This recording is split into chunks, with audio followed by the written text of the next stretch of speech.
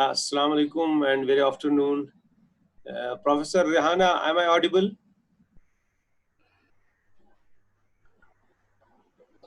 Professor Rehana? Yes, sir. Once again. Yes, can you just start your video? You can keep your video on. Most welcome, Professor Rehana, in this meeting this afternoon. You are most welcome in this session. And I am very grateful to you. You have acceded to our request and you are with us this afternoon. My participants, before we formally invite our speaker for her lecture, let me introduce you to the speaker of this afternoon. It's Professor Rehana Habib Kant, presently working as the Chief Scientist and Head of the Department, Agronomy, SUCOST Kashmir. She has done his BSc from the SUCOST itself, then MSc from Agriculture University in agrometeorology, and then PhD in agronomy from SUCOST K. And she has worked in different capacities: PC, KVK, HOD, agronomy, and nodal officer GKMS. Handled 7 externally funded projects and 60 institutional research projects. Guided 7 PhD and 4 FVSc students, around 100 research papers, or a book or chapters, and 2 books to her credit. She is life member of many scientific societies, zonal executive member of Association of Agrometeorologists of India, Secretary AAM Kashmir chapter, member editorial board of the Indian Journal of Agronomy. This brief about her, the profile. She's really, she's very much engaged with the other these programs in the SUCOST itself.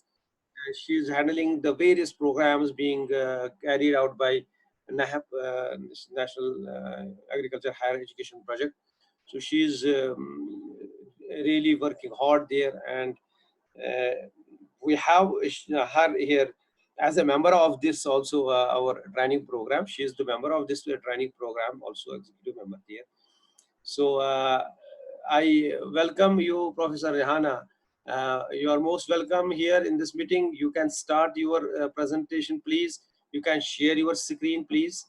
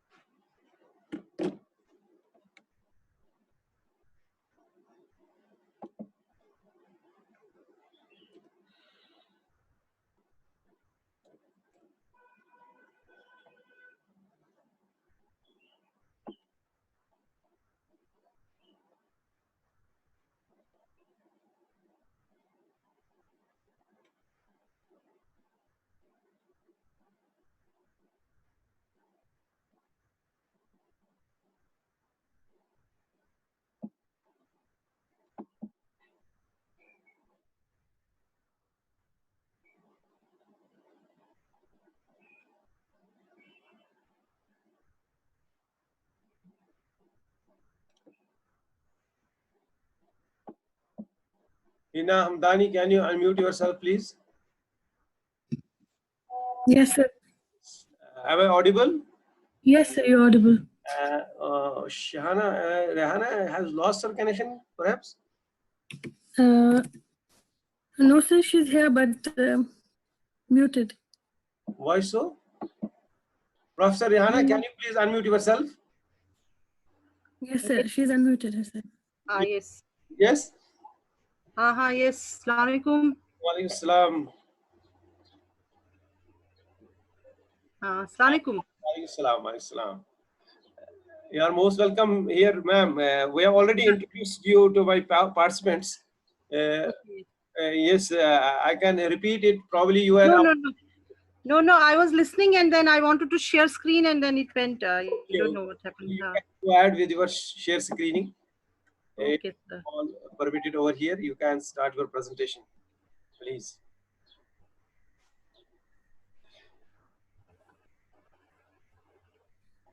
Yeah, yeah, exactly. Yes.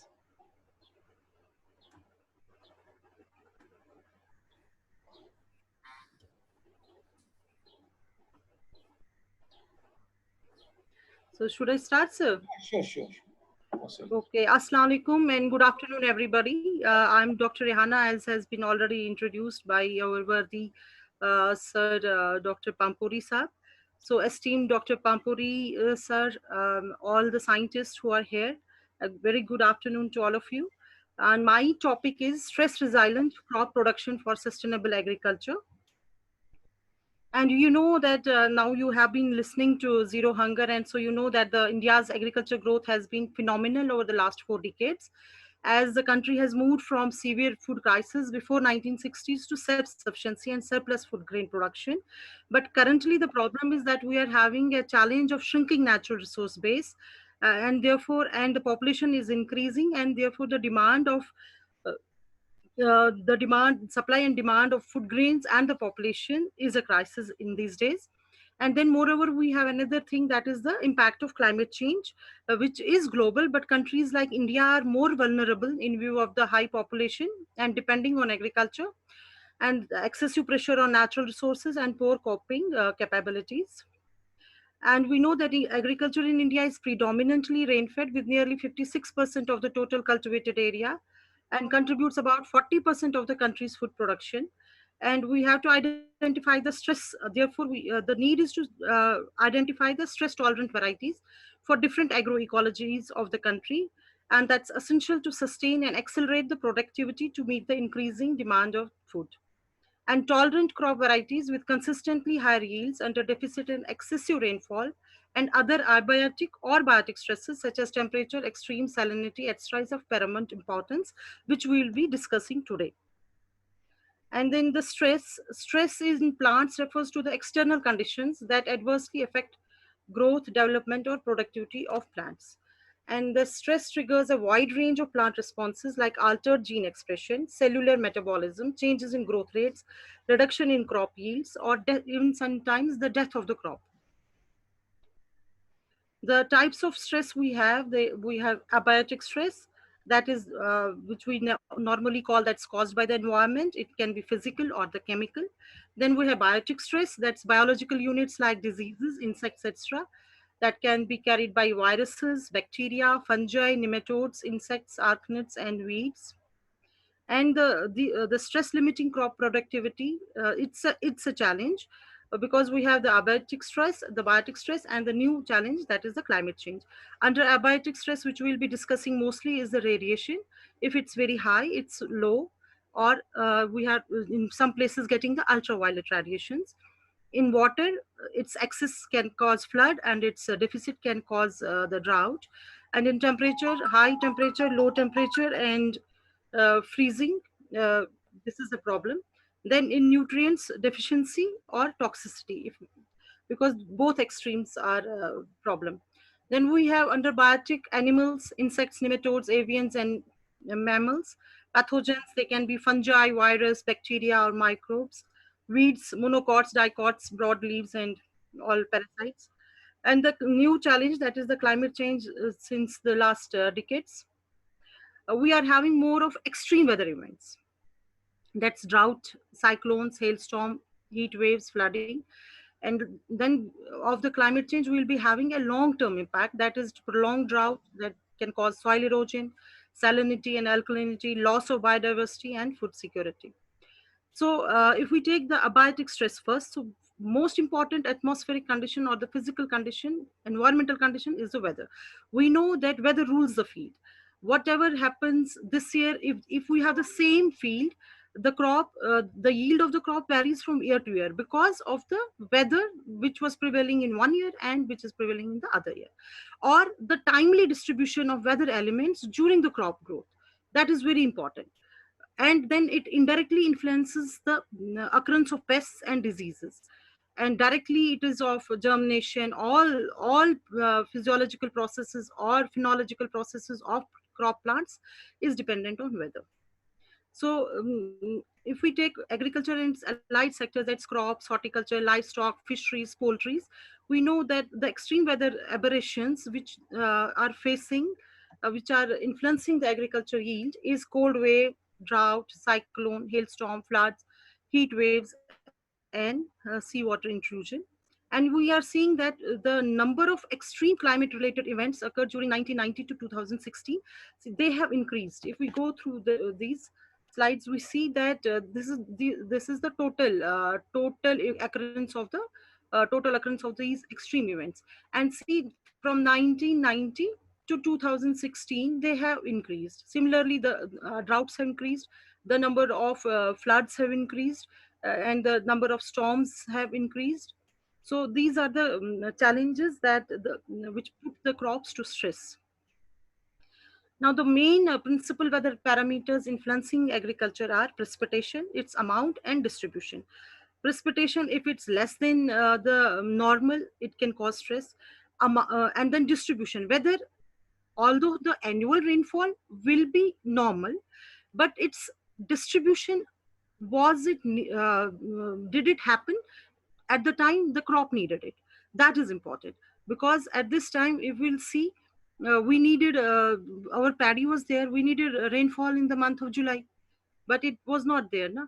So the amount and distribution of rainfall, precipitation matters. It can cause stress. Air temperature, maximum and minimum temperature, the requirement of the crop is different. So whether it has if it is higher or lower, then it can cause stress. Similarly, moisture content of the air, that's relative humidity, and solar radiation or sunshine hours, and wind speed. It can also, because wind speed can carry the pathogens or wind screen, so this occurrence of plant diseases will be more. Or it can have this, if the wind speed is very high, then it can cause lodging, it can cause desiccation. So the temperature effects on crops is the variation in duration of phenological events, variation in magnitude of and time of occurrence of peak in the biomass, significant increase and decrease in growth rates, variation in growth pattern deviating from sigmoidal curve, because we have a sigmoidal curve, and then if the temperature is not optimum, then there will be a variation. And ultimately, it affects the grain yield and the harvest index. And so therefore we have some set of temperatures which are required for the crops. So we call them cardinal temperature. So there are three types of cardinal temperatures. First is the minimum, then optimum, and maximum. If the temperature is less than the minimum, then there is stress. If the temperature is less greater than maximum, then there is the stress. Optimum is the ideal in which the crop grows nicely. So for cool season crop, we have minimum 0 to 5, that's the minimum. And for optimum, we have 25 to 31. And for maximum, we have 31 to 37. And in hot season, we have 15 to 18, optimum 31 to 37, and maximum 44 to 50. So this is a general rule for hot season crops and for cold season crops. And we see if there is high temperature, which we call heat waves, that for wheat, if the temperature goes above 30 degrees centigrade, for 8 hours can reverse vernalization. In rice, if it goes above 35 degrees Celsius, for 1 hour at anthesis, it can cause spikelet sterility. But in Kashmir, we have a problem of spikelet sterility when for us the temperature goes less than 20 degree during flowering. In maize, we have heat wave is caused by 36 degree above. It causes pollen viability. And in potato, about 20 degrees Celsius reduces the tuber initiation and bulking. So these are the extremes of the heat wave conditions which are not tolerant for the crops, and then there is a reduction in production. Then, for example, we will take for as we are going for zero hunger, so I'm taking some very important crops only. So the temperature thresholds during growing season for some major crops, that is wheat, rice, maize, and potato. So as I said, the cardinal temperatures lower, it can, for example, wheat, it cannot tolerate a temperature less than 0, and it cannot tolerate a temperature higher than 35. And optimum for wheat is 17 to 23. For rice, it cannot tolerate less than 7, and and it cannot tolerate above 38 degree. So the optimum is 25 to 30. In maize, less than 8 is disastrous for maize, and above 37 it cannot tolerate that, it will be under stress.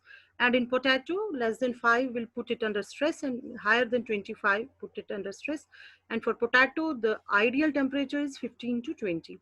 So these the temperature requirements also define your Rabi and the Kharif crops. For example, potato here in Kashmir is as a Kharif crop, because we are getting these ideal temperatures 15 to 20 by June. When the temperature rises, it's also ready. But in Punjab, it gets as a Rabi crop. So these, because of these temperature requirements of the different varieties and different crops, they are to be planted in a planned manner. So Wendt has also said that in general, if we take all the physiological activities of the plants can range between the 0 to 40 degrees centigrade.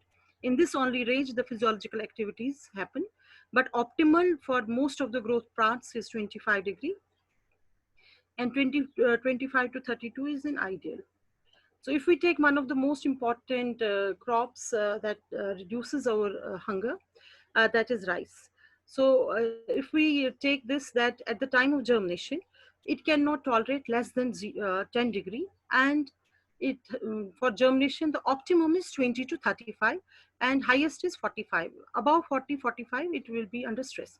So that is why in Kashmir, the planting of rice nursery takes place in the last week of April. That has been recommended by us. But most of the farmers, they see that, oh, March was good one, or April, they just see that sunshine is over there, and they start their rice nursery planting in the second week of April itself. And then they have that yellowing of nursery, and then they said, yeah, problem has seed is not good or something. But the thing is that they are having low temperature. They are inducing low temperature stress to their crop. So that is why SCOST has recommended protected rice nursery. So if you have a protected rice nursery, then the temperature can remain optimum there, and therefore the growth of rice nursery will be good. For leaf elongation, its optimum is 30 to 31. And for tillering, it is 25 to 31, but lesser than 16 will put it under stress, and above 33 will put it under stress. At the time of anthesis, the temperature less than 22 degree will put it under stress, and temperature above 35 will put it under stress. The optimum is 30 to 33 degrees centigrade.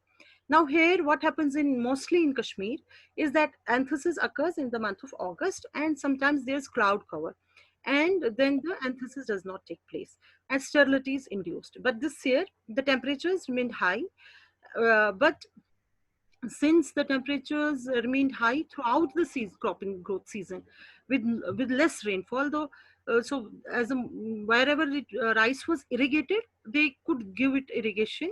And if there was not, rice is mostly irrigated over here, but sometimes if they have a good source of irrigation, they are near the canal or something, it was successful. But in the tail ends, many places it was under stress, and that has been in the news also. And ripening, that is our month of September, or last week of August and the first week of September, or by 15th September, the rice is over here.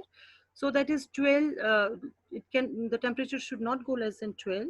And for high, it should not go above 30. And the optimum is the 20 to 25 degrees centigrade. These, although it seems to be very just basics, but this is extremely important. If your rice variety or any crop, if your seed quality is good, you have bought seed from a very good source, a known source, a quality seed you have got, a good variety you have tilled your field nicely, the farmer has applied all the nutrients, all that is required, but still its yield will not be up to the mark because of these cardinal temperatures they may not be getting at the different phenological stages of the crop. So then photoperiodism and solar radiation, which is another source of our abiotic stress, because in photoperiod solar radiation, three things are very important. That is the intensity, duration, and quality of light. And then because intensity influences the growth by altering the size of the organs, by influencing photosynthesis. And photoperiod is primarily influential in controlling the phenological stages of flower formation and timing of the flag leaf appearance. So how we get to know about them is that we calculate some, there are some units also, photothermal units, that is we have a degree day into day length. The degree day is the temperature, the average temperature of the day above the base temperature. So it is like the mean temperature minus the base temperature. So for all the temperate crops in the Kharif season, we have a base temperature of 10 degrees centigrade. That is below 10 degrees, they cannot tolerate it. So the temperature above 10 degrees centigrade of that day, and then that is to be multiplied with the day length of that day, so that we get the photothermal units. And then we see whether these units are being uh, whether they are being given as optimum, the crop is receiving the requirement, so then you can expect a good yield. Similarly, we have the heliothermal units, that is the degree days into actual bright sunshine hours. Then we have thermal interception rate also, that is photosynthetically active radiation. We are seeing how much is intercepted by the crop. So these things are essential for, and these things should be optimum so that the crop is not under stress. Then the main factor is the water use, that is some of it is matched by our rainfall, and it's an important parameter in agriculture, and rainfall is the main source providing water to plants, and too much or too little rainfall can be harmful to crops. And what is an essential component in the processes, you know, that photosynthesis and transpiration, and we have a relationship between the yield and the transpiration which we can calculate, and we have to see whether these indices are met. So we have another index, that is moisture availability index. We calculate it at the 75% probability of rainfall over the potential evapotranspiration. Potential evapotranspiration is the maximum evapotranspiration that can be taken by a crop plant when it's uniformly growing. So that is the maximum it can. So at the 75% probability of rainfall, we calculate the moisture availability index, and only then we can recommend farmers for particular crops. And then we have another index, that is moisture adequacy index also. It's also defined as the ratio of actual evapotranspiration and potential evapotranspiration. We calculate it, and then we can recommend whether a particular crop is feasible for that region or not. Where the probability analysis, we have the rainfall, we do know about how much of rainfall will be there, how much of evapotranspiration is, and what should be the PET. Then we have another index, that is water requirement satisfaction index, and this is also our actual evapotranspiration divided by water required into 100, and we calculate it taking the crop coefficient into also into consideration. Only then we can recommend the crops. Then we have the Durenbos has given this very important yield and water use relation, and we see the potential yield of a crop in relation to how much of water is available and how much ET is taking place over there. Yield usually show curvilinear relationship with rainfall in most of the crops, and the yield response to rainfall varies with the phenological stage of the crop. There are some stages when we do not need rainfall at all, but there are some stages which are very they are stress prone, and they should be getting due amount of rainfall. And in most of the field crops, rainfall during the reproductive stage is critical for grain yield achieved. So we have a thumb rule that even if we do not know about the water requirement of different stages of a crop, but the most important, the most critical stage is the flowering and the reproductive, initial reproductive stages. So this is some of the water requirement of some of the Kashmir Valley important crops, that is paddy. And you see that the variation is there for different stages. The water requirement is different. For initial stage paddy, we are having this much of 108 millimeter requirement. And in mid-season, which we didn't get this year, that was 293 millimeter. And then similarly for wheat does not need that much of water here. Maize 644 millimeters, and pulses 511, saffron 288. See, if we take the case of saffron, sometimes they say that it needs 288 millimeters of water for its good yield. And what happens is that the mid-season stage, here the rainfall is required. But what happens is that in this very stage, the rainfall, we studied that there was, the water was not met, because you know, saffron is not was not irrigated. And that's why the idea of sprinkler irrigation was put up for saffron, because it is totally rain-fed. But sometimes the farmers say that this year the rainfall was good, and but we didn't get a good crop. But that is the, although the annual rainfall was must be good, but the stage at which it was requiring, it did not get it. and and sometimes, unfortunately, at the time of picking of the saffron flowers, it rains, so that is disastrous to that. So similarly, the radiation and water use efficiency of some of the crops, the maize is highly water efficient, followed by sorghum, and then groundnut and soybean, then wheat and castor.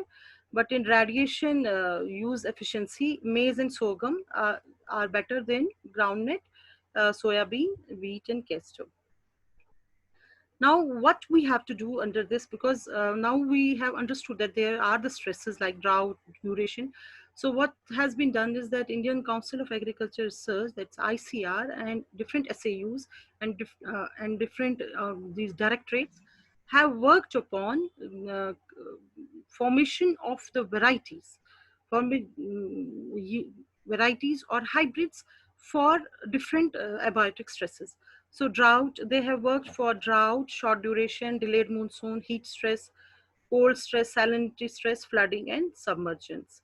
And so drought resistant crop varieties, for example, in rice, the different units, the different stations, these all stations have released the different varieties for different regions.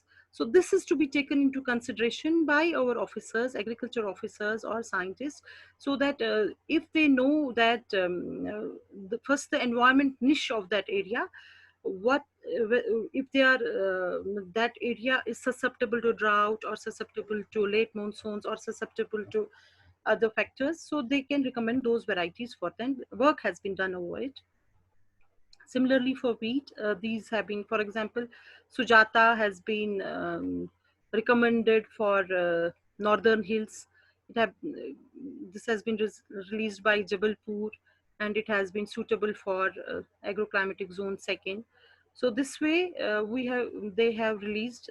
Similarly for maize also. So these are the varieties which require very less water requirement is there.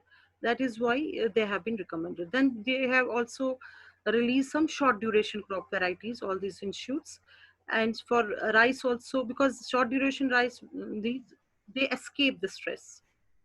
So these are some of the varieties that have been released. Then we have crop varieties suitable for cultivation under delayed monsoon, because whenever we have some contingent plans, so in contingent plans also we have to see 3-4 conditions. Either the rainfall is less than normal, so drought conditions are there, or there is a monsoon, it will be, but it will be delayed. So they have worked upon it, and they have released the varieties for such ecosystem, such contingent conditions. So for rice also, these are the name of varieties which have been released for such conditions. For example, then for maize, for our own intermediate hill zone or for temperate and warm zones, cost has released C6, Jammu's cost has Mansar, SMC4, SMC7. For intermediate hill zone, we have C8, Mansar, Vivek, maize 25. So we have also released for such conditions. Then crop varieties suitable for cultivation under heat stress. So that means when the temperature goes very high, above then its optimum that it can bear. So for rice, some of the varieties have been, because these are the areas where the heat stress mostly occur, Telangana, Andhra Pradesh, and DAN 47 has been recommended. For Haryana, Gujarat, and Odisha, DAN 52, these have been recommended. For Northern Hill, we have these varieties for them. Similarly, for intermediate hill zone, we have SP561. It has been released by SCOS Jammu. Then this was about the abiotic stress. Now the biotic stress, which are biotic stress which is induced by diseases. So we have to see that if a given ecosystem is more prevalent, given farmer or a given ecosystem is more prevalent to some diseases, so they can we can recommend them some disease resistant varieties which have also been released. So these are of wheat. This is released by Indian Institute of Wheat and Barley Research, Karnal. So for example, DBW 222, it is resistant to brown rust, moderately resistant to yellow rust, and it has been recommended for northwestern plain zones of Punjab, Haryana, Delhi, and some parts of Jammu and Kashmir. Similarly, DBW 252, it is highly resistant to wheat blast disease, and Karan Vandana, its resistance to yellow rust. Similarly, we have these variety DBW 168. It has been recommended for Maharashtra and Karnataka. It is the resistance to brown stress. Then we have WB2. It is resistant to yellow and brown rust and powdery mildew, and DBW 93 resistant to black rust. So similarly, all these varieties have been recommended for different ecosystems, for different climatic zones, and the work has been done on making them resistant to different types of rusts. So this is all of weeds. And then pest and disease reaction of released hybrids of rice. This table is from the Indian Institute of Rice Research Station, Rice Directorate. So these all hybrids have been released in the last 10 years, and work has been done on their pest and disease. For example, this is the blast, then bacterial leaf blight, and then similarly for this we have for stem borer and all these. So we can see that there are some of the varieties are, for example, is blast, and this variety is resistant to blast, and then KRS2 is also resistant to blast. Similarly, this variety is resistant to bacterial leaf blight, Narendra's one. So the work has been done on the aspects of the biotic stress related, for on all these we have on stem borer, on white this on sheath blight, brown spot, and then green leaf hopper, then stem borer. On all these factors, they have worked the main areas, the main biotic stress, which are, for example, blast is very evident in our Kashmir. Similarly, bacterial leaf blight is somewhere, brown rust is somewhere, or brown spots is somewhere. So the work has been done, and these varieties, these hybrids have been released for different ecosystems. Then we have disease-resistant varieties released by Coast Kashmir. We have in rice, we have Shalimar Rice 1 that is resistant to blast. In specialty corn, we have Shalimar Popcorn 1 that is resistant to Turicum leaf blight. Then we have beans, Shalimar Rajmash 2 that is resistant to angular leaf spot. Then in brown sarson, we have Shalimar Sarson 3 that's resistant to white rust. And in oats, we have Shalimar Fodder Oats that is resistant to ground rust. Similarly, I just forgot to put, I had a photograph of drought tolerant maize we have that's under process and we are going to release. And this year, although it has been the drought tolerant maize, a lot of work has been done. It has been tested over whole drought prone areas of India, and I do have another presentation over here also. I wanted to put those photographs here, but I think I forgot. And that is going to be released soon. And but this year, and under practical conditions of Kashmir, with which we faced a drought type year was this year for maize. And I have an experiment laid at Vadura with C8 and drought tolerant maize, which is under pipeline. It's going to be released soon. And it has done wonderfully good. It's standing there and silking has occurred, and uh, go- it is a good example that it is tolerant to drought. So when that will be released, I think it will be a great success for Kashmir conditions, especially which happened this year. So to conclude, I will say that the changing climate is a major impediment in sustaining agriculture productivity, especially to small and marginal farming communities, where the event of loss of even a single crop can lead to starvation or malnutrition of the family. And so to overcome such a situation, development of community seed banks may be useful as a contingency measures to meet local self-seed demand, ensuring the supply of quality seeds of stress-resilient crop varieties along with the adoption of suitable adaptation and mitigation technologies, is essential to make agriculture more sustainable in the era of climate change. And there is also a need to ensure conservation of the local agrobiodiversity, which has inbuilt tolerance to various stresses.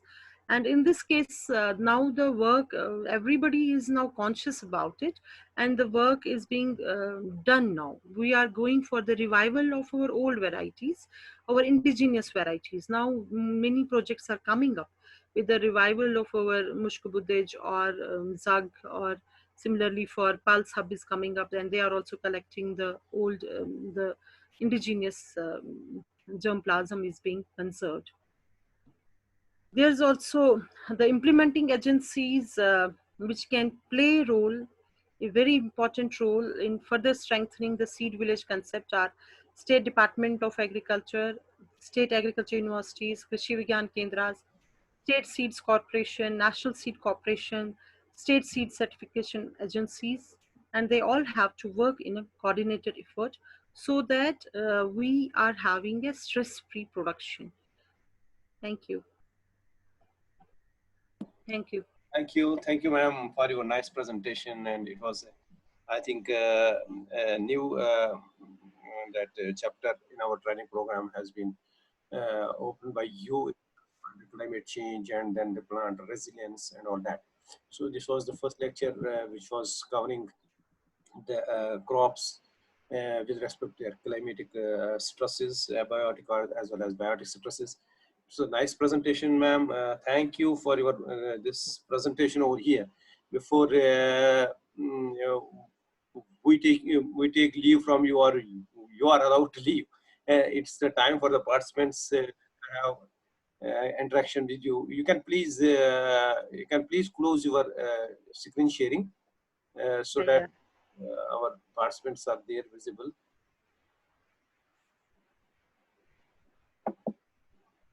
Yes, you can have your video on. It's no issue at all. So It was on. My video was on. you're okay. It's okay. No issue at all. No issue at all. We are there. Yes. Participants, please.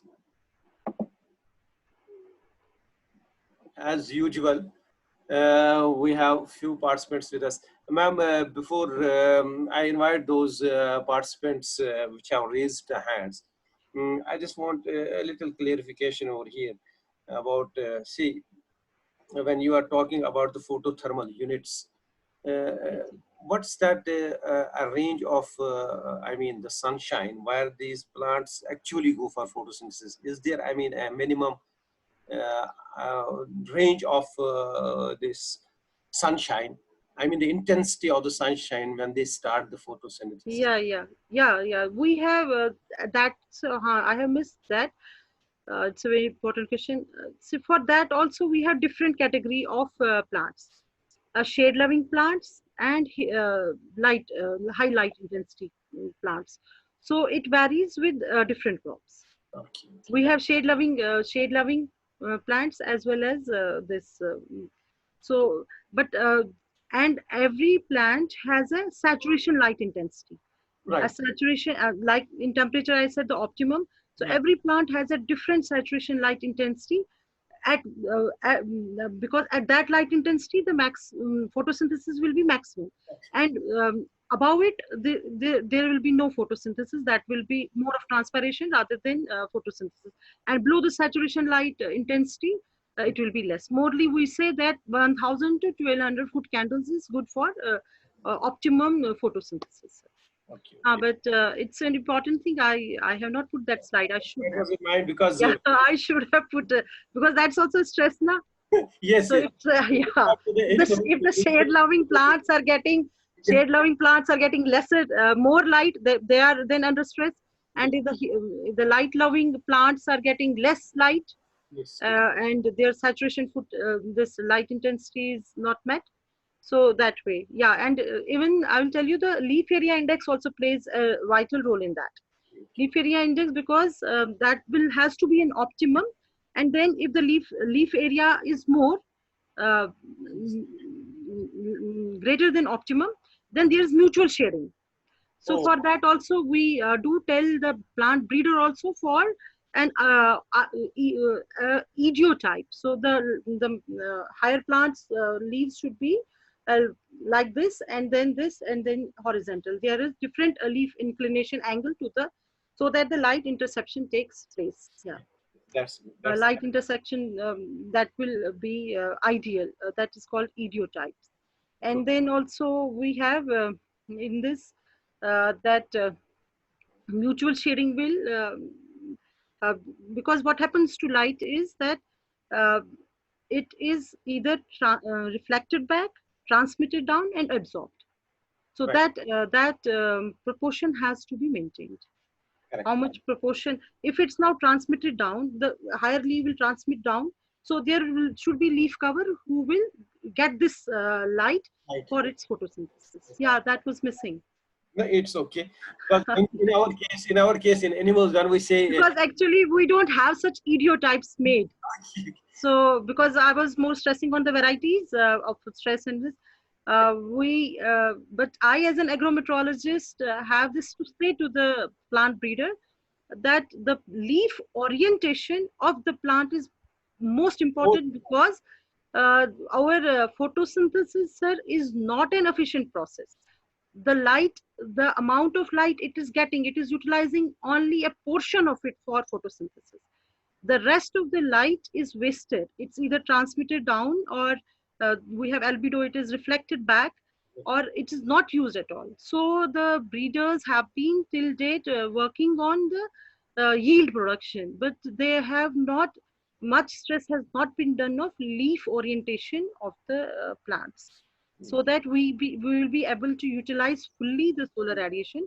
99% of the energy available on our earth is because of solar radiation. Whatever we are eating, everything is solar radiation. that And the other 0.01% also is indirectly the solar radiation, that is the radiation from the moon, from terrestrial objects. But till date, we, although the plants, we consider them that they make their food, but still the photosynthetic process is not a efficient process, because it is not utilizing the 100% sunlight that is fallen on it, that it's not able to utilize it. So, Ma'am, then secondly, since you are an expert in agrometeorology, and we know, and you have rightly said that you have different varieties which fit best for different, I mean, climatic conditions. Is that you have some, such advisories within the country or within the city? When you say, for example, you have a data for that this year, probably monsoon will be late, or probably this much will be the temperature for the whole year, for the season, then go you for the advisories to the farmers that this season being this, you go for this variety and you go for this variety which is better in that particular season. yes, sir. Such variety. Actually, that is the difference between efficiently carrying out the agriculture plans, which has not been done. From the India Meteorological Department, the forecast of the monsoons goes early in the February month. A rough estimate is given to the Ministry of Planning. It is a hidden message. It goes February. In March, they say whether there will be a delayed monsoon, whether there will be normal monsoon, whether there will be excess. It will be above normal. A rough estimates goes in February and March. It goes to the Ministry of Planning and Agriculture Welfare for contingent planning for that year. And but what happens is that they only fix the MSPs, minimum support prices. Okay, the IMD has said that monsoon will be okay, so we can fix this much rate of the price minimum support price for wheat and rice, or of other crops. Basically, it goes for the contingent planning at that time only. So then they release of second statement in the, because the onset of monsoon is in the first week of June. So in April they have to decide with the agriculture. The IMD gives another forecast to them. At that time, they declare officially that whether it will be a normal monsoon year, or it will be a deficit monsoon year, or it will be a delayed monsoon year, or this. And that time the agriculture contingent planning has to be done. Some states do believe the IMD or their organization, and they do follow it, and then they do have a success. But most of the thing, what happens is that farmer has his own seed. He wants to go for planting, and he says that okay, the monsoon, or he does not believe, or some government agencies also involved, they do not believe in it. Otherwise the planning is done. IMD is not to be blamed. They give the forecast well in advance for contingent crop planning. And for us also, we also do sometimes the crop contingent planning. And then sometimes just 3 years back we were doing crop contingent planning, that there will not be any rainfall, but then it was a normal monsoon year, and then all the department was procuring maize and all. But mostly these with the now the with the advent of technology, the forecast has improved, and we are having the varieties for different conditions, like delayed monsoon, for drought conditions, for water logging also we have. I have not put it here, but for water logging also we have varieties. So we have varieties for every ecosystem now developed, and we have 100% accuracy, 80 above 85% accuracy in the Indian monsoon forecasting. So government should take it up as agriculture contingent planning. They should take it into consideration, the forecast of the IMD, and they should go for the planning of this, and they should supply the quality seed of those varieties. If they say that there will be delayed monsoon, then they should supply them the seeds. That is the big problem. That's Supply of the seed at a proper time and through the proper agencies, that is a difficulty. Otherwise, with advances in this, and if we do follow this, the forecast and these agroecosystems and the varieties, then we will be self-sufficient, and then this zero hunger will not be there. There will be zero hunger. Hunger will not be there. That is needed. Ranjita with us. Ranjita, can you unmute yourself, please? Dr. Ranjita is there. Yeah. Go ahead, please, with your. Yeah. Good afternoon, ma'am. Yeah. May I audible? Yes, Yeah. Yeah, ma'am. Your presentation is very nice and very informative. Thank you for such a beautiful presentation, ma'am. I want to know. I am from Assam. We had this time a flood from April. From April onward, we are having the flood. Due to the pre-monsoon flood, due to the pre-monsoon rain was very heavy, and the monsoon rain was still say it was heavy, and it is still continue. So we are giving the varieties like submergence tolerant varieties to the farmers, like your Ranjit Sabuan, Bahadur Sabuan, Binadhan 11, Binadhan 12, etc. Okay, but this time, this recently, we had a problem with the field, that the Binadhan 11, which they have been transplanted, and it is the duration is 50 days only. Okay, now only 50 days, and the panicle has come out. Okay, so this is the first time this problem we have faced. And I want to know, ma'am, from you, whether it is because of the climatic situation, because of the rain, or maybe due to the photoperiod sensitivity, and what may be the reason, ma'am? Yeah. It is mainly because of your weather conditions. Okay, ma'am. This is mainly because I will tell you one thing. Even if the plant is very small in growth, or if it has a very high vegetative growth, the panicle initiation is photoperiod sensitive. So if it is getting the critical day length, it will flower. It will flower. Okay, ma'am, because the tillers are still not too much.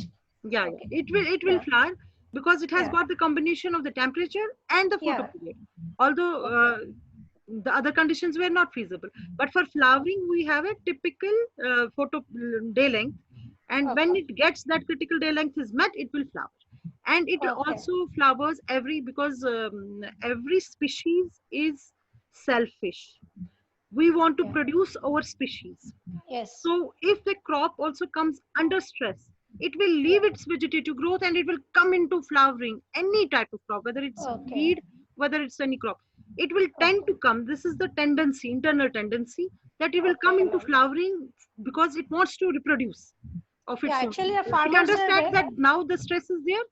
Yeah. I will not be able to complete the vegetative phase. So better is to reproduce so that we will have, and this is an inbuilt system in every species, human, animal or plant species.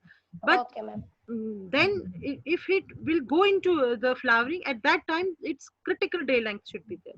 So if it has met its temperature requirements, critical day length, and then it will flower, although it may not have the achieve the normal height. Okay, ma'am, I want to know whether the production will be, whether this it will affect. Affect the production, It will definitely affect the production. Yes, the production will be less. Dr. Thank you, ma'am. Dr. Vijay Ugar, can you unmute yourself, please? Vijay, Dr. Vijay, can you unmute yourself? Yes, go ahead, please. Namaste, madam. Namaste. Madam, I am from Karnataka. I am Dr. Vijay Mantesh. This in our area, apple is costing very much, madam. Are there any varieties which can come up in high temperature area also? Good. We have high chill and low chill varieties, but yes, it's not possible there without any protective conditions. Because madam, in Karnataka, Bangalore, there is one in a place called Bidar, some of the farmers, they have bought variety saplings from Himachal Pradesh. Yeah, some farmers they have planted apple in Bidar, in Karnataka only. Bangalore, yeah, 2 places we have seen. But we also discussed with our Honorable Vice Chancellor once. So he said, let us see, wait and watch.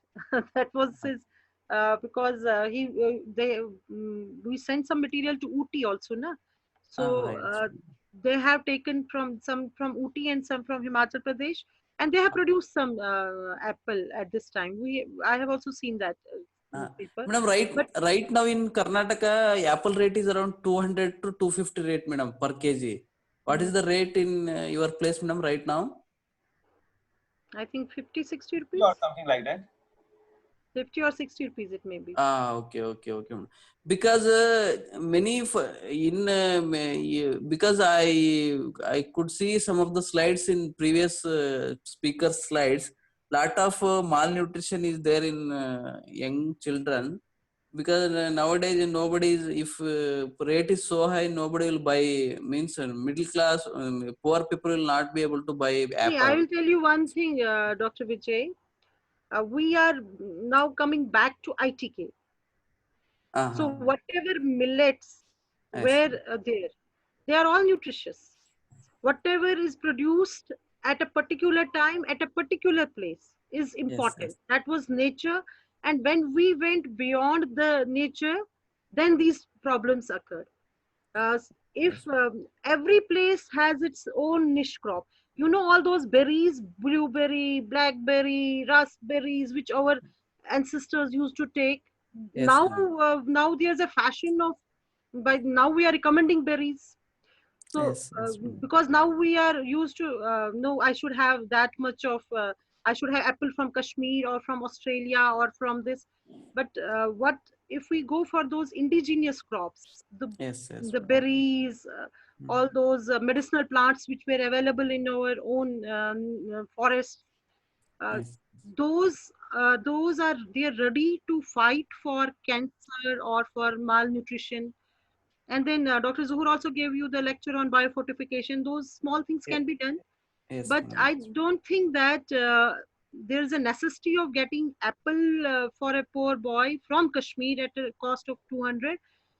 There are many fruits available there only which have the equal supplement. They can provide you the equal whatever nutrient content is in apple. Iron, it's rich in iron or some other things. That thing is available in the small crops and underutilized crops in your own area. Thank you, madam. Thank you. Dr. Firdaus, please. Yes, sir. Assalamu alaikum, ma'am. It was really nice hearing you, ma'am. Ma'am, I ask for forgiveness if I am irrelevant in my question since I belong to animal husbandry sector. Ma'am, I want to ask first. We have self-heating greenhouses like geothermal, in which those pipes are digged into the earth, and then heat generated from land goes into the greenhouse. Are those there in Kashmir and India? First thing, ma'am. And second thing I want to ask, you talked about various varieties and cultivars that are having different properties, different resistance rates in them. Ma'am, besides KVKs and university farms, what is the adaptation rate or adoption rate by farmers themselves in India and in Kashmir as well, ma'am? Yeah, you say I said the first thing that availability of quality seed, and then it's procurement from the farmers. It's very important, and the seed replacement ratio has increased. Nowadays, the people, the farmers have become conscious, because now farming is not an inexpensive thing. Now it's a very expensive thing. A lot of labor is being going into it.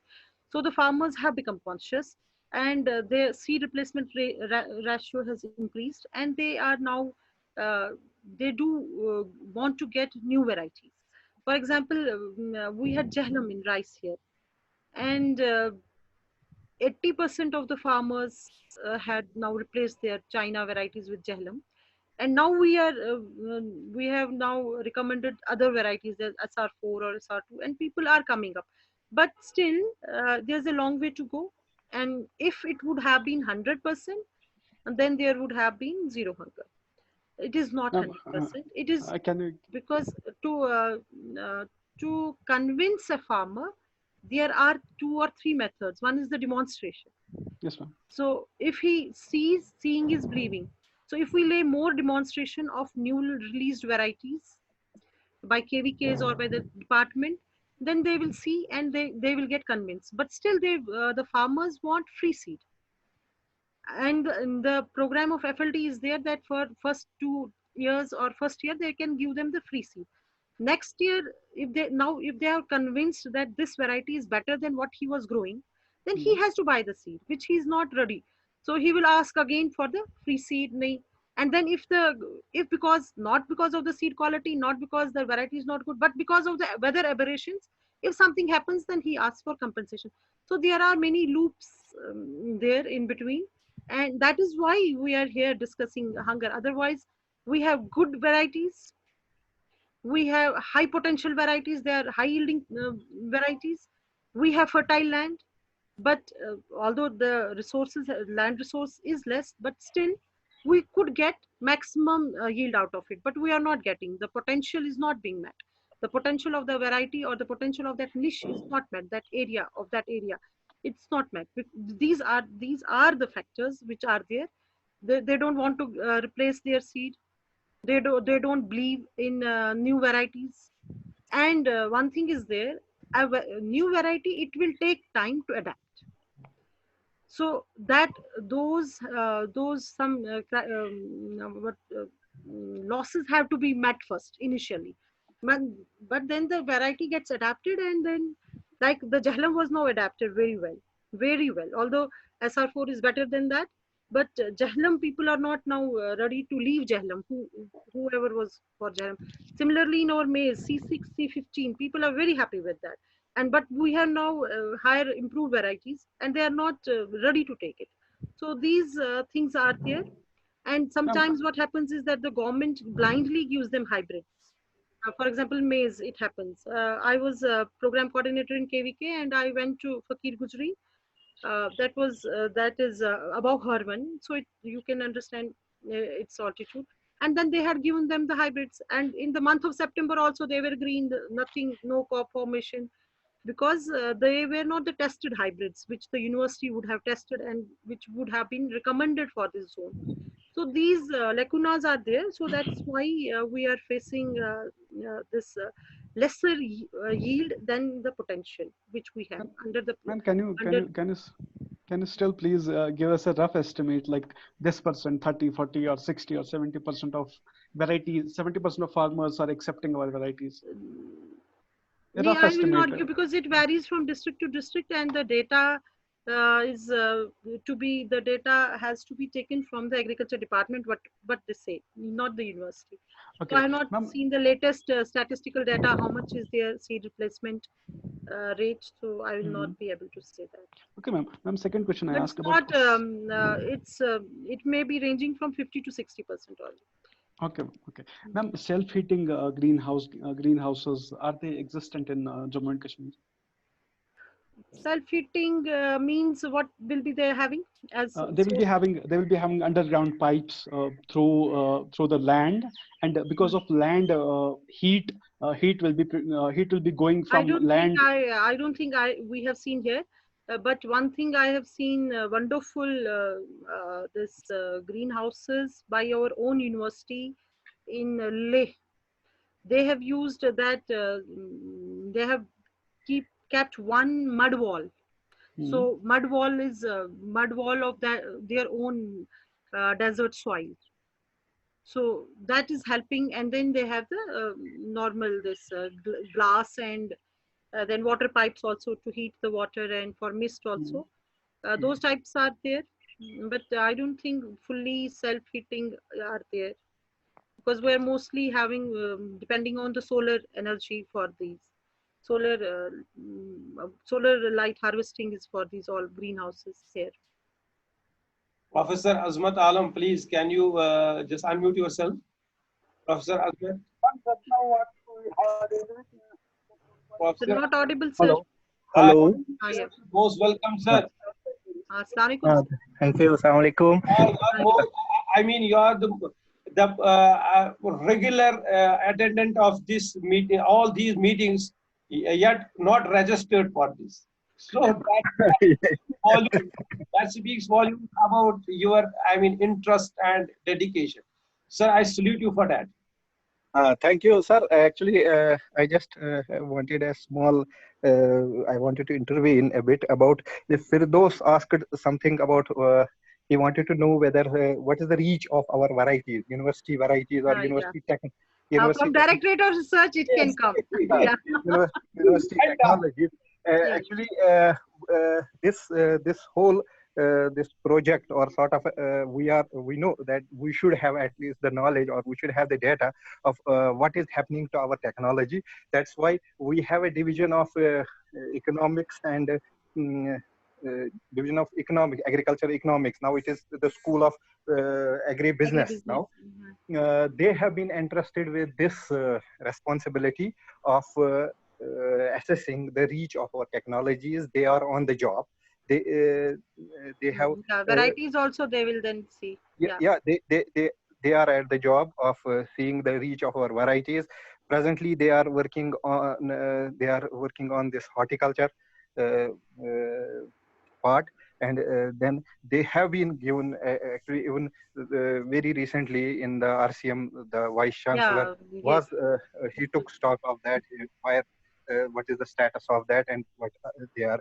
Now they have even since they are very limited staff members, they have now involved the KVK people. They will be training the KVK people how to do this assessment of this technology, and definitely I believe in a year or so we'll be coming up with something. And this is very important because it is being asked when I was PCKVK, so I had calculated of my district at that time because it's the first question they ask. They will be it's a going mandate for of KVK. It's a mandate of KVK. So for their own districts, they should be knowing. They will be going for whole of all the varieties, all the technologies, and all over the state. And for that, they have already given 2 trainings to the KVK people. So that because they need a lot of people in this. And I think they should go themselves and see, not take the data from the line department. No. They Dr. should take. Mohi, are you there, Dr. Mohi? Mohi. Am I audible, sir? Yeah. Am I audible, sir? Yeah. Assalamualaikum, ma'am. Ma'am, thank you for your informative and impressive lecture. Ma'am, you are an inspiration for all the lady scientists of SCOST-K. Okay, ma'am, I would like you to answer just a small query. I would like to know whether some varieties of any crop have been developed by our university for cold stress, since we have a long winter over here. And number two, you mentioned about short duration crops. And Yeah. in that you mentioned about rice. I would like to know whether the production is same as that of normal duration. And if it's yes, then why don't we replace this long duration rice production Actually, we don't have it for by these in short duration rice we had it varieties? for, in the short duration rice varieties which I showed was in that our JNK there was only one variety that was for Jammu, and that is the reason we, although our varieties they are equal, only Shalimar rice one is a little bit longer than the normal rice varieties. And now they are saying about SR5 also, but we'll see. But mostly the duration in these varieties are the length varies for 10 or 5 to 10 days only. But you are saying the varieties which have been released as short duration varieties, they will yield equally. That is why, because once the required growth period, crop needs this much of growth period. Okay, so if they are getting the optimum, the crop is getting the optimum conditions for the during that growth period, the yield will be optimum. So but if the crop is not getting that amount, that growth period available, we call that growth period length of the growth period is not available, then the yield will be reduced. But the varieties which are short duration varieties, if they are getting that much, since they are the short duration varieties, and their yield will not decrease. And there was another question, I think. Nasir Ahmed. There was okay. But Muhi had asked two, na? One was of rice and. You can go ahead, please, ma'am. No, I think yes. Hello, Assalamu alaikum. Walaikum salam. Ji, that's a very interesting topic. But I would like to just clarify one thing, that as you have rightly put it, that about seed replacement rate. Seed replacement rate, yes, as per the Seed Act of 19. I have worked in seed certification in department also. As far as the seeds replacement rate is concerned, it has been already fixed for the self-pollinated crops and the cross-pollinated crops. 33% in case of self-pollinated and 50% in case of cross-pollinated crops. After 5 years? As far as Seed Act 1966 is concerned. After how many years? Yes, it's 5 years? Hello. Okay, safe. I have one concern is there. It's not in fact a question, but you are also an agronomist. I am also an agronomist. But one concern is there, and in fact, $1 million question is there, that for achieving the desired results of seed replacement rate, are we producing enough of seed to cater to the farmers? I think that is $1 million question. The requirement is huge. The requirement is so huge that demand is more, supply is less. Yeah. Exactly. The requirement is so huge that we are not able to cater. Otherwise, you have also, I know you have also worked as program coordinator. Right now, I am PCKVK Badgam.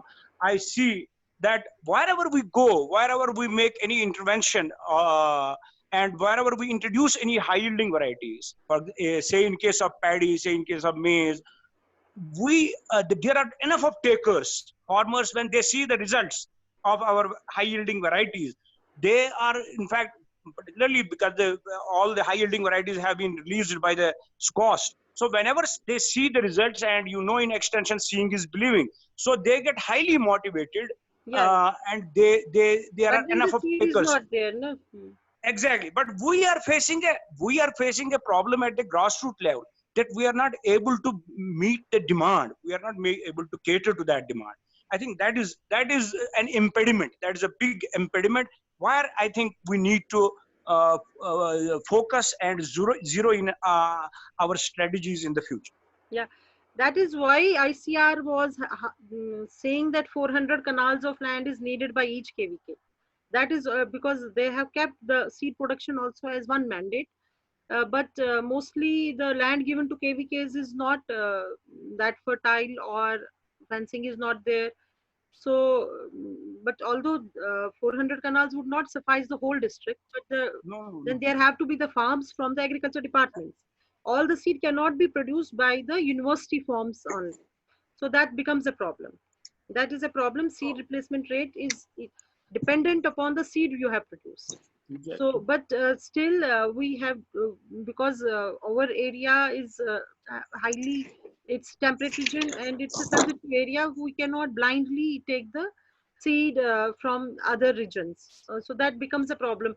It is not problem in other plains. So because you see, under one ecosystem, we are having so many, you must have seen in the area, this we are having so many places which are having the same ecosystem. We are There involving, the seed excuse can me, be. sorry for the interruption. We are at KVK level. I tell you, we are, when we reach out, we are involving the farmers as well. To be very frank, though, there are so many farmers who are get ready and who get motivated for the seed production also. And we from KVK monitor it. And Even the agriculture department also, they have the seed village scheme that is also done on the farmers field. Exactly. But care has to be taken, and all those rules and regulations have to be followed, even for truthfully labeled seed also is there. Sure. If there are no questions, then please, can I invite Fozia, Dr. Fozia, can you please pay thanks to our speaker this time? Yes, sir. Assalamualaikum. Good afternoon, everyone. It gives me an immense pleasure to propose a vote of thanks to our eminent scientist, Dr. Rehana Habib Kant ma'am, for such an unblemished and impeccable presentation. And ma'am, you bestowed us with this knowledge, all the pyramids, what are the abiotic citrusas and how they affect, what are the varieties that should be grown. We are really thankful to you, ma'am, and I'm really thankful on the behalf of participants for your patiently answering the queries of all the participants. I'm really thankful to you, ma'am, on behalf of organizing committee, the faculty of FVSc&AH, for sparing your valuable time and knowledge with us. Thank you, ma'am.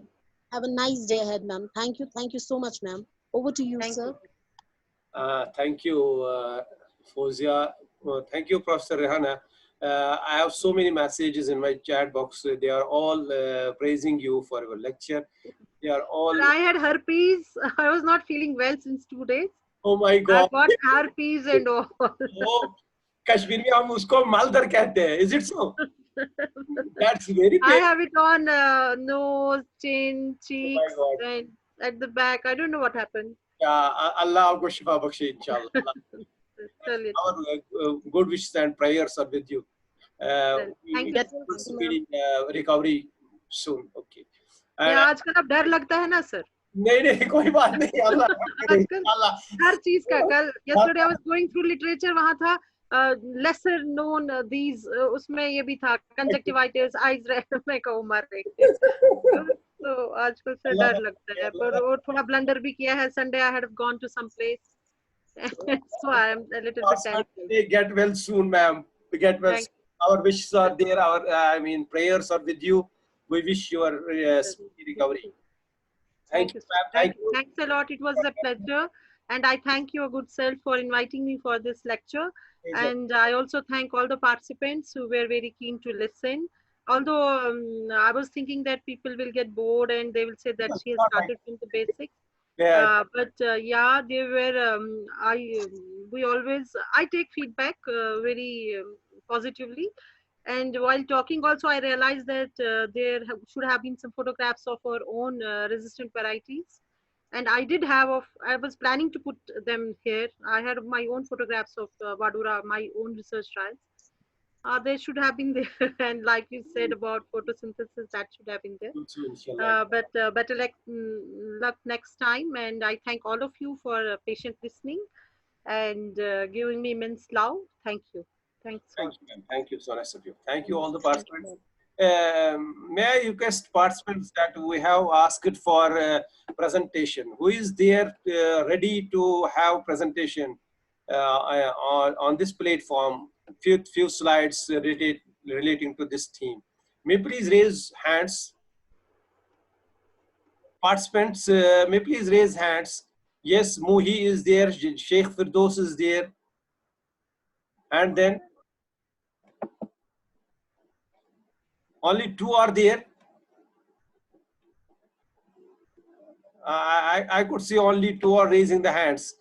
It's my humble request to all of you that you be ready for that. Yeah, you volunteer yourself for that. This is the forum where we can interact with ourselves. We can share our ideas. We can share our innovations. That's basically our motive over here. That's basically the aim of conducting that session. That we'll have the presentation from the participants. So please come up there, please. We have two participants that I know, Dr. Mohi and Sheikh Firdos. But see, I wish and I believe that most of you will come up with such ideas and then those, views that can be shared with our participants over here. So I will be waiting for the evening, please. By evening, you please give your names on my WhatsApp number, or you can please put it on my mail also. Maximum, if not, then we will see two participants I know have raised the hands. So if many more are coming there, that will be good. That will be good because we have right now we have 48 participants with us. Out of 48, only two are raising the hands. This doesn't look nice, यार. और सारे आने चाहिए ना भाई, आने चाहिए. आप बाहर से जो भी हैं, the participants from outside this, J&K, they must come forward. They must come forward. Many are there from Assam, from Karnataka, from UP. You please raise your hands, or by the evening you just make your mind that you come up with those views and other ideas about this training program, about the theme of this training program. So by the evening, I hope that I receive some at least 10-15 participants. Then we will decide when to start those presentations. But on Monday, inshallah, hopefully on Monday, we will decide then when to listen to those, presentations from the participants. Is it okay? Then I'm ending the meeting over here. Till then, stay safe, stay healthy. We have Sunday tomorrow, so you can well enjoy your Sunday. By Monday, we will, inshallah, hopefully again meet over here, and we have speakers on Monday, very nice speakers on Monday. You will get the details of that just in the evening today itself. So be there, be happy, be healthy. Thank you all.